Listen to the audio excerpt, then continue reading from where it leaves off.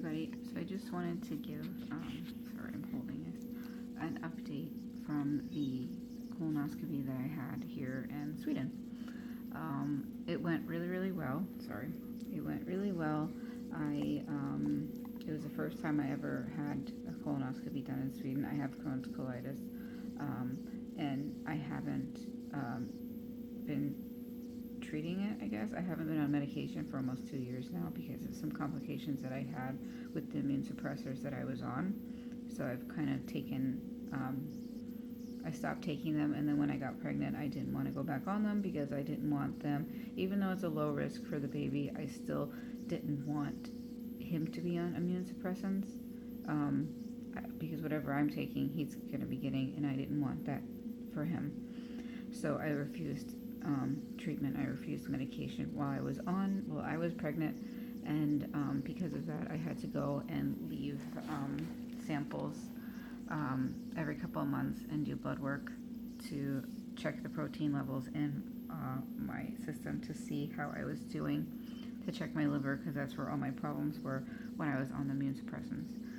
So I had the colonoscopy. It went really well. Here in Sweden, they don't put you under. They were going to give me gas, like laughing gas, but they didn't have any up there. So instead, they did sedate me, but I wasn't asleep. I got to watch everything, which was cool because I've never seen that done before.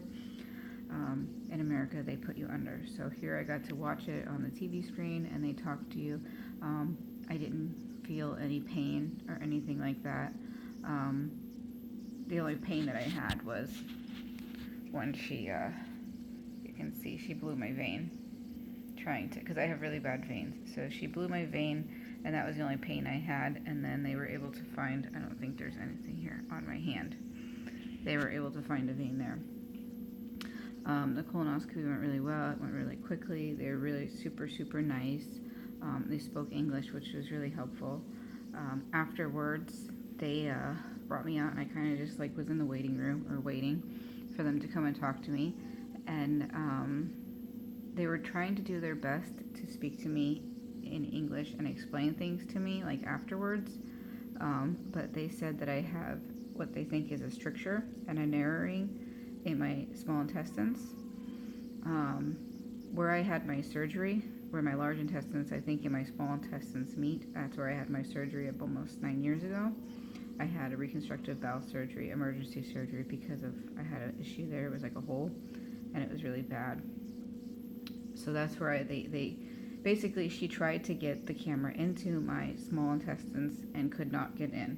I don't know how big the camera was. I didn't even ask because I was still kind of out of it when I was there and out of it when I walked out. I would have loved to have known these questions, but right after you have this sedation, right after you have that done, you're kind of out of it. I would have liked to have talked more about it, but it was just not all there.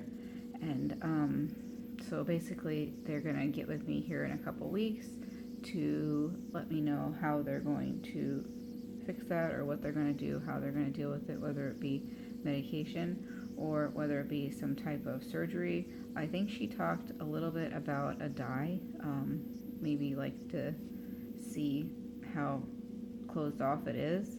But if she couldn't get the camera in there to, do the colonoscopy, I wonder how closed off it is.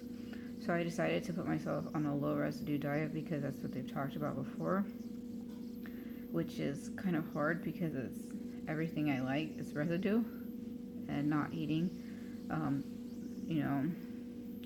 no seeds, no nuts, no popcorn, no salad, no vegetables, no fruit, anything with peels or anything.